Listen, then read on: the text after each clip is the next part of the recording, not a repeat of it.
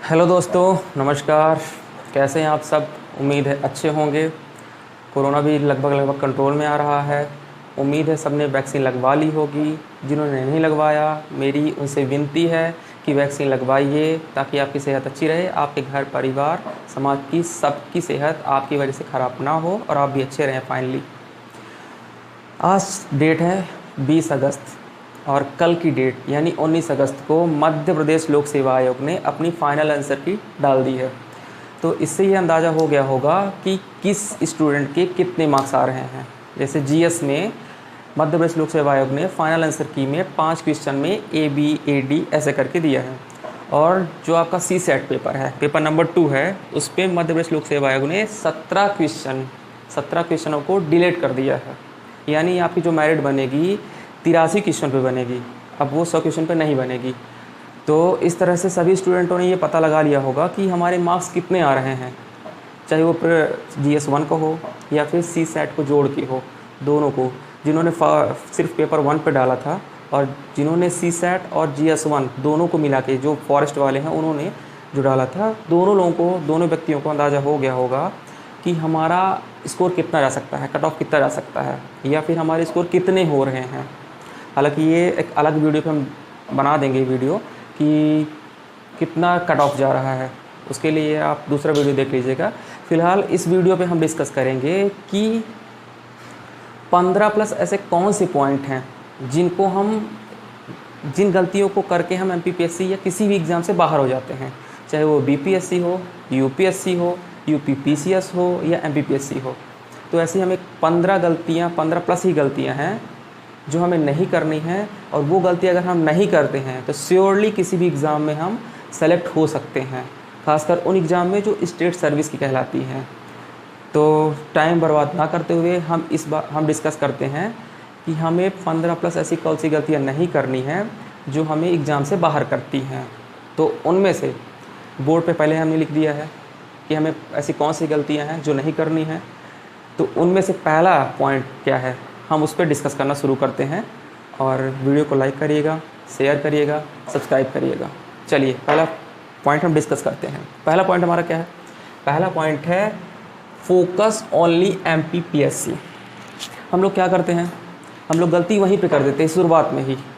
हम लोग फोकस एक जगह पे नहीं करते। शुरुआत में तो हमारा फोकस MPPSC पे रहेगा, उसके बाद हमारा फोकस BPSC+ हो जाएगा, जैसे ही दूसरी वैकेंसी आएगी UPSC की, CGPSC की, वहीं पे हम दोनों को मिक्स करना शुरू कर देते हैं। हमें मिक्स नहीं करना है, हमें सिर्फ फोकस करना है MPPSC पे ही। टारगेट हमारा MPPSC पे होना चाहिए। अच्छा, हम लोग क्या सीख लेते हैं, अभी हमारा टोक्यो ओलंपिक हुआ, उनमें से क्या हुआ था, तीरंदाजी होती है। तीरंदाजी पे उतना ही अच्छा स्कोर तब आता है जितना ही आप लगातार उस पर फोकस करते जाइएगा। जैसे आप इसको देखिए, यहाँ पे ये तीर बना है, लगातार फोकस आपका बढ़ता चला जा रहा है। पहले 8 पे था, फिर 9 पे था, फिर 10 पे था। तो ऐसे ही लगातार हमें फोकस बनाते चले जाना है, गहराइयों पे लगातार चले जाना है, ना कि फोकस हमारा बिखरता चला जाए। तो फोकस हमारा सिर्फ एक होना चाहिए, ना कि अलग अलग होना चाहिए। फर्स्ट गलती हम लोग वहीं करते हैं, अलग अलग फोकस बनाते हैं, फिर आधी एनर्जी हमारी उधर बढ़ जाती है, आधी एनर्जी हमारी इधर बढ़ जाती है। तो हमारी एनर्जी को सिर्फ एक ही जगह पे कंसंट्रेट करना है, यानी लक्ष्य सिर्फ अर्जुन के जैसे होना चाहिए, तीर सिर्फ चिड़िया की आँख में होना चाहिए और कहीं पे नहीं होना चाहिए। यही सबसे बड़ी मिस्टेक है। पहला काम हमें करना है, लक्ष्य सिर्फ एक बनाना है। दूसरा काम क्या करना है, दूसरा काम हमें करना है कि सिलेबस का प्रिंट रखना है। हम लोग क्या करते हैं, तैयारी शुरू कर देते हैं, फिर उसके बाद हमको पता चलता है कि अरे 1-1.5 महीने बाद हमारे पास प्रिंट ही नहीं है, तो फिर हम प्रिंट लेने जाते हैं। या कि बहुत बच्चे तो प्रिंट ही नहीं लेते हैं, पूरी तैयारी प्रिंट के बिना कर डालते हैं। फिर जब पेपर देने जाते हैं तो उनको पता चलता है कि हमारे पास प्रिंट ही नहीं था, सिलेबस ही नहीं है, उनको पता नहीं सिलेबस में क्या आएगा। तो सबसे पहला काम क्या करना चाहिए कि हमें MPPSC का प्रिंट रखना चाहिए, चाहे वो प्रीलिम्स का हो या मेंस का हो। तो उसके लिए आपको दिखाता हूँ मैं, ये प्रीलिम्स और मेंस दोनों का प्रिंट है। हमें, हमारे पास जो भी स्टूडेंट है PSC वाले, उनके पास सबसे पहला काम होना चाहिए कि ये होना चाहिए प्रिंट, सिलेबस का पूरा प्रिंट होना चाहिए। इससे क्या होता है, हमें ये पता होता है कि हमारे सिलेबस में है क्या। हमें यही नहीं पता कि हमारे सिलेबस में है क्या, तो हम पढ़ेंगे क्या? जो भी आएगा वो पढ़ेंगे, जो भी वीडियो में बन जाएगा वो पढ़ लेंगे, जो भी क्लास में पढ़ाएंगे वो पढ़ लेंगे। नहीं, हमें सिर्फ पढ़ना है जो हमारे सिलेबस में दिया है, और सिलेबस में पॉइंट टू पॉइंट दिया है। अच्छा आप देखिएगा कभी पेपर को मैच करके कि कोई भी एग्ज़ाम का, किसी भी एग्ज़ाम का, खासकर एमपीपीएससी एग्ज़ाम का जो पेपर आता है वो आपके पेपर सिलेबस से ही आता है, सिलेबस से ही उठाए गए क्वेश्चन होते हैं, सिलेबस के पॉइंट से उठाए गए क्वेश्चन होते हैं। तो जब हमारा सिलेबस ही क्वेश्चन पेपर बन रहा है तो हमारे पास सिलेबस क्यों ना हो, सिलेबस होना ही अनिवार्य है, सबसे इंपॉर्टेंट है सिलेबस। तो सिलेबस होना अनिवार्य है, सिलेबस नहीं होगा तो हमें प्रॉब्लम होगी और हमारा सिलेक्शन तक रुक सकता है। तो सेकंड पॉइंट हमारा हो गया सिलेबस, सिलेबस हमारे पास होना ही चाहिए। चलिए चलते हैं तीसरे पॉइंट की ओर। तीसरा पॉइंट क्या है? सही बुक सोर्स। सही बुक सोर्स, हम ऐसी बुक यूज़ कर लेते हैं जिनका सोर्स ही सही नहीं है, जिनका मतलब इन्फॉर्मेशन ही सही नहीं है, ऐसी बुक हमें यूज़ ही नहीं करनी चाहिए। किसी में अलग दिया इन्फॉर्मेशन, किसी दूसरे में अलग दिया है। जैसे हम ले लें एग्जाम्पल अगर राष्ट्रीय अभ्यारण्य का या फिर राष्ट्रीय वन का ले लें, किसी का भी ले लीजिए आप, तो उनमें किसी में दिया है 12, किसी में 13, एग्जाम्पल दे रहा हूँ, किसी में 12, किसी में 13, किसी में 10।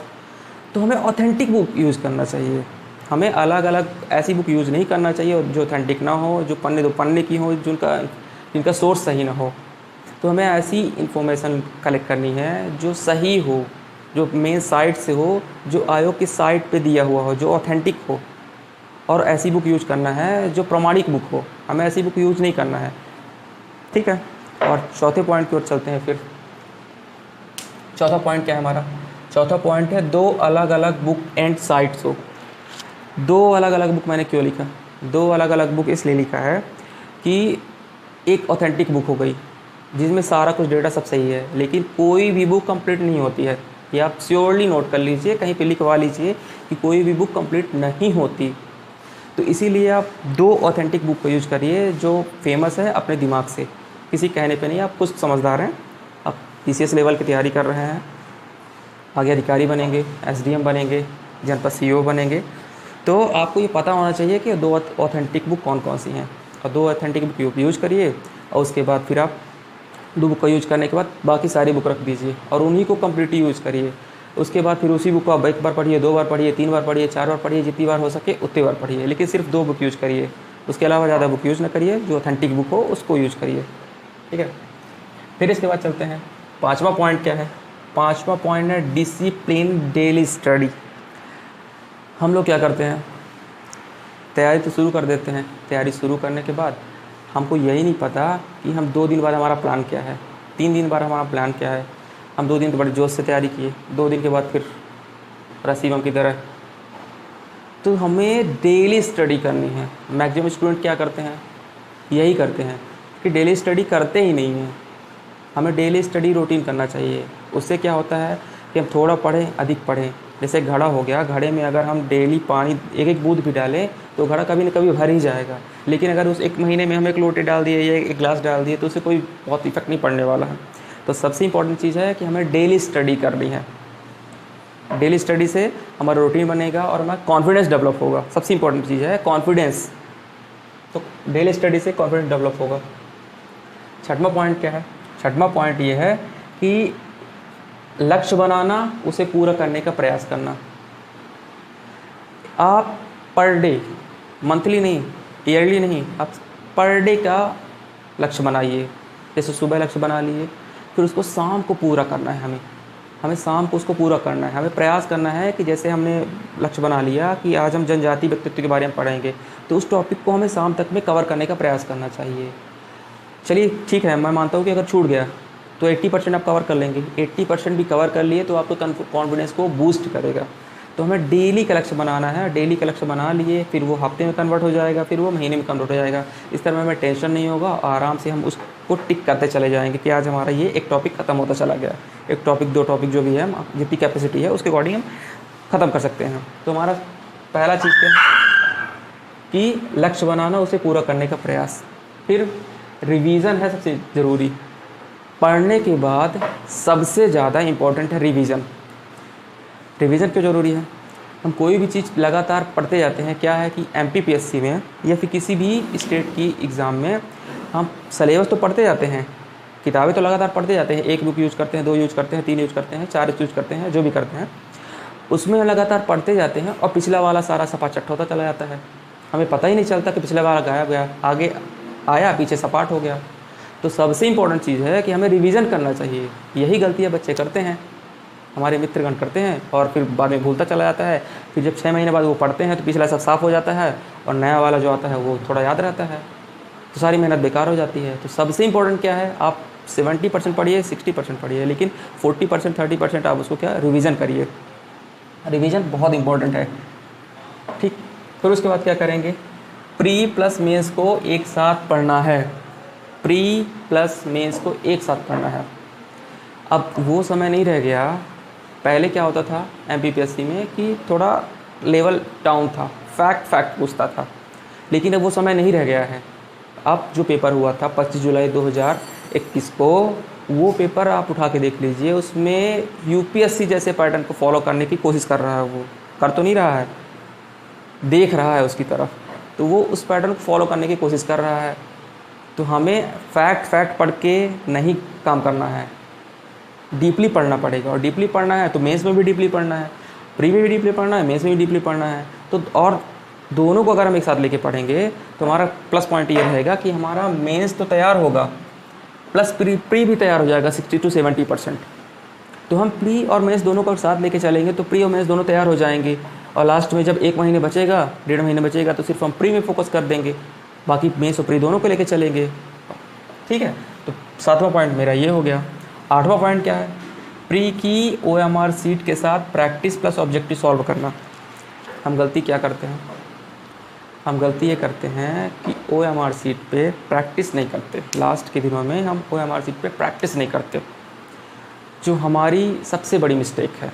फिर वही हमको कट ऑफ से, जिनके मार्क्स मान लीजिए 70 गए कट ऑफ, उनके मार्क्स 68 हैं, 67 हैं, तो वो छोटी छोटी जो गलतियां हैं वही गलतियां हमें बाहर कर देती हैं। अगर हम उस समय 1 महीने पहले से ही OMR सीट फिल करना शुरू कर दें, प्रैक्टिस करना शुरू कर दें, तब हमें पता चलेगा कि हमने बहुत बड़ी गलती की थी, जब हमारा कट ऑफ से कम रह जाएगा। और अगर OMR से प्रैक्टिस किया OMR पे, तो हमको बड़ा सुकून मिलेगा कि अच्छा हुआ था हमने OMR पे प्रैक्टिस कर ली थी। उसका फ़ायदा सीधा एग्ज़ाम में मिलता है आपको। तो हमें क्या करना है, OMR की प्रैक्टिस करनी है एग्ज़ाम के लगभग 1 महीने 20 दिन पहले। और क्या करना है, ऑब्जेक्टिव सॉल्व करना है। प्री के लिए सबसे इंपॉर्टेंट है कि ऑब्जेक्टिव सॉल्व करना चाहिए। हम लोग ऑब्जेक्टिव सॉल्व नहीं करते, फैक्ट पढ़ते रहते हैं, किताब पढ़ते रहते हैं, 1 बुक 3 बुक 4 बुक पढ़ते रहते हैं, लेकिन OMR सॉल्व नहीं करते हैं और ऑब्जेक्टिव सॉल्व नहीं करते हैं। तो हमें ऑब्जेक्टिव सॉल्व करना है, ये आप अच्छे से ध्यान रखिएगा। उसके बाद क्या है, daily news update paper online channel से। जिस तरह से पेपर आया था 25 जुलाई 2021 को, उस पेपर को आप देखिएगा, उस एग्ज़ाम में साफ साफ था कि हमें करंट अफेयर से अपडेट रहना चाहिए। डेली करंट अफेयर्स पढ़ना चाहिए, चाहे वो कोई ऑनलाइन चैनल हो या न्यूज़पेपर हो या टीवी चैनल हो, राज्यसभा टीवी हो, लोकसभा टीवी हो, जो आपको ऑथेंटिक लगे। आपको डेली इन्फॉर्मेशन कलेक्ट करनी है, और ख़ासकर एमपी का करंट अफेयर्स आपको पता ही होना चाहिए। एमपी का करंट अफेयर्स, इंडिया का करंट अफेयर्स और वर्ल्ड का करंट अफेयर्स आपको डेली का डेली कवर करना है। चाहे आप सोर्स कोई भी अपनाएं, लेकिन आपको पता होना चाहिए। ये एग्ज़ाम में पूछता ही पूछता है, अगर इसमें ढिलाई हुई तो आपके उस तरफ से मार्क्स प्री में कट जाएंगे, इसलिए करंट अफेयर्स बहुत ज़रूरी है। फिर क्या है, 10वां पॉइंट क्या है, मेंस की लिखने की प्रैक्टिस। मेंस की लिखने की प्रैक्टिस, मान लीजिए आपका प्री में सिलेक्शन हो गया, प्री में सिलेक्शन होने के बाद अब मेंस आपका तैयार ही नहीं है, तो फिर प्री में सिलेक्शन लेने से क्या मतलब निकलेगा। तो इसलिए सबसे इम्पोर्टेंट है कि मेंस की तैयारी होनी चाहिए। और मेंस की तैयारी कैसे होगी, आपको पढ़ना है प्लस डेली 2 पेज 3 पेज लिखना है। पढ़ना है प्लस डेली 2 पेज 3 पेज लिखना ही है, क्योंकि आपको मेंस में 2 से 3 महीने मिलेंगे, और आपको 2-3 महीने में इतने आपकी कैपेसिटी नहीं डेवलप हो पाती कि आप मेंस वहाँ पे लिख पाएँ फटाफट। तो वहाँ पे पेपर छूटेगा, क्वेश्चन छूटेंगे आपके। तो आपको लिखना ज़रूरी है, प्रैक्टिस ज़रूरी है। आप शुरुआत से ही मेंस लिखना शुरू कर दीजिए, ताकि बाद में आपको कोई दिक्कत ना आए। चलिए अगले पॉइंट की ओर बढ़ते हैं, प्री के सभी यूनिट पर फोकस करना। प्री के सभी यूनिट से मतलब है कि एमपीपीएससी में जो नया सिलेबस आया है उसमें 10 चैप्टर हैं, 10 यूनिट हैं, और 10 यूनिट इम्पॉर्टेंट हैं। कोई भी यूनिट छोड़ने लायक नहीं है। पहले क्या होता था, पहले यूनिट बिखरी हुई थी, एक कलेक्टिव पॉइंट पे नहीं थी, पहले बिखरी हुई यूनिट थी। तो हम लोग क्या करते थे कि पहले कुछ छोड़ देते थे, 1-2 यूनिट छोड़ दिए, बाकी 8 यूनिट से कवर कर लिए। लेकिन अब ऐसा नहीं है, अब आपको सारी यूनिट पढ़नी पड़ेगी, सारी यूनिट को बराबर टाइम देना पड़ेगा, नोट्स बनाने पड़ेंगे, डीपली पढ़ना पड़ेगा, अच्छे से हार्ड वर्क करना पड़ेगा, तभी आपके अच्छे स्कोर आएंगे।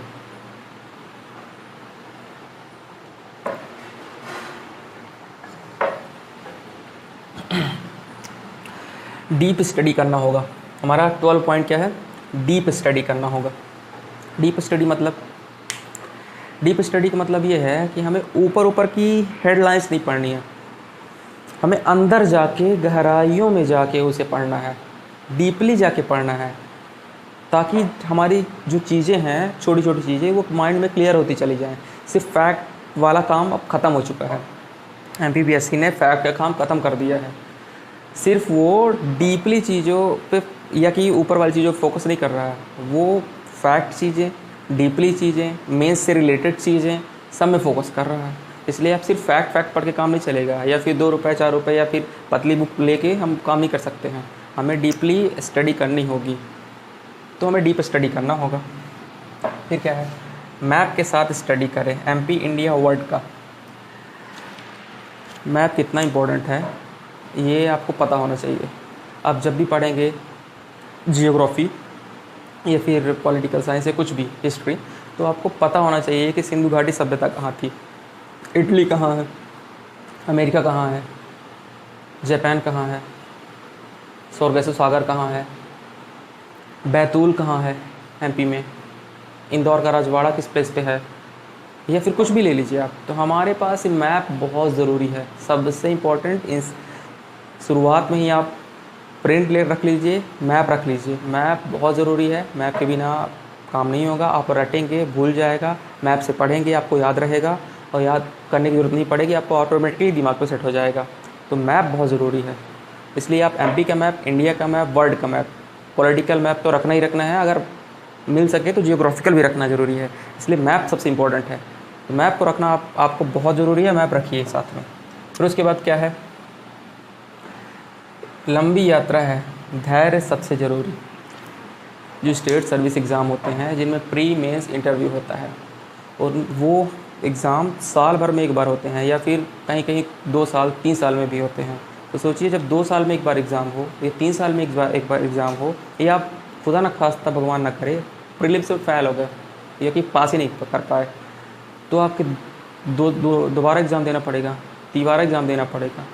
तो उस टाइम पे आपको 1.5 साल, 2.5 साल, 3 साल, 4 साल, यहाँ तक कि 7-7, 8-8 साल भी लगते हैं। तो उस समय आपको अगर धैर्य ना होगा तो आप उसको गिव अप कर जाएंगे, छोड़ देंगे। तो सबसे इम्पोर्टेंट चीज़ है धैर्य। अगर आप स्टेट PCS के एग्ज़ाम दे रहे हैं तो आपके अंदर धैर्य होना बहुत ज़रूरी है। धैर्य नहीं है, पेशेंस नहीं है, तो आप बीच में ही गिव अप कर जाएंगे। इसलिए रिक्वेस्ट है आपसे, आप धैर्य रखें, मेहनत करें, सफलता आपको मिलेगी। ठीक है। फिर सबसे इम्पोर्टेंट चीज़ है कि सेल्फ स्टडीज़ में ज़्यादा फोकस करें। कोरोना लगा है, कोचिंगें बंद हैं, तो सबसे इम्पोर्टेंट चीज़ है, वैसे भी कोरोना ना होता तब भी सबसे ज़्यादा आपको अपनी मेहनत पे फोकस करना चाहिए। जो आपकी अपनी मेहनत है, आपकी खुद की मेहनत है, उसी पे फोकस करना चाहिए। आपको कोई कितना गाइड कर सकता है, एक बार बताएगा, 2 बार बताएगा, फिर आपको वही मेहनत तो अपने से ही करनी है ना। तो मेहनत आपको अपने से ही करनी है, तो हम पहले से मेहनत शुरू कर दें। तो सबसे ज़्यादा फोकस हमें खुद पे करना चाहिए, खुद की मेहनत पे करना चाहिए। अगर हम मेहनत नहीं करेंगे तो सिलेक्शन कोई नहीं दिलवा सकता, चाहे वो कोई कोचिंग हो, कोई कोचिंग ऑनलाइन क्लासेज हो, या फिर कोई संस्था हो, कोई एकेडमी हो, कोई नहीं दिलवा सकता। आपकी अपनी मेहनत ही आपको मंजिल तक पहुंचाएगी, सक्सेस दिलवाएगी, और आपका नाम रोशन, आपके परिवार का नाम रोशन करवा सकती है, और कोई नहीं करवा सकता। इसलिए आपको अपनी मेहनत पे भरोसा करना होगा, और सेल्फ स्टडी ज़्यादा से ज़्यादा करना होगा। ठीक है। उसके बाद सबसे इम्पोर्टेंट क्या है? अपना मोटिवेशन खुद बने। हमको मोटिवेशन देखना होता है, हमको मिला के, मतलब सबको मिला के।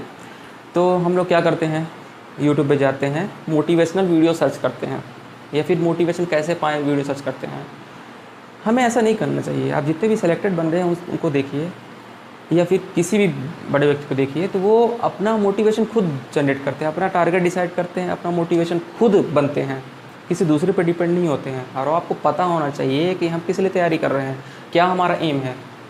अगर आप अपना ये एम डिसाइड कर लिए तो वही का सारा काम कर देगा। प्रीलिम्स मेंस इंटरव्यू में आप पूरा मोटिवेशन का काम पूरी लाइफ के लिए वही करेगा। तो आपको अपना एम डिसाइड कर लेना चाहिए, किस वजह से आप तैयारी कर रहे हैं डिसाइड करना चाहिए, और फिर अपनी पढ़ाई में फोकस करना चाहिए। तो सबसे इंपॉर्टेंट चीज़ क्या है कि आप किसी भी दूसरे पर डिपेंड ना हो, चाहे वो मोटिवेशन हो या फिर स्टडी हो। आपको खुद की स्टडी, खुद के मोटिवेशन पर डिपेंड होना चाहिए। तो सबसे लास्ट पॉइंट मेरा यही था, जो 16वां पॉइंट है कि अपना मोटिवेशन खुद बने, किसी दूसरे की मोटिवेशन को फॉलो मत करें।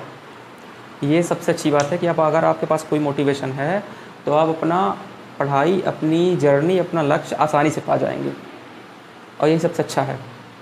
सो आज की इस वीडियो में हमने डिस्कस किया 15+ ऐसे पॉइंट जो आपको किसी भी एग्ज़ाम में सेलेक्ट होने से रोकते हैं। उम्मीद है आपको ये पॉइंट सारे अच्छे लगे होंगे और इन पॉइंट को आप फॉलो करेंगे। सो हम मिलते हैं अगले वीडियो में। तब तक के लिए आप पढ़ाई करिए अच्छे से, अपनी सेहत का ख्याल रखिए। जय हिंद।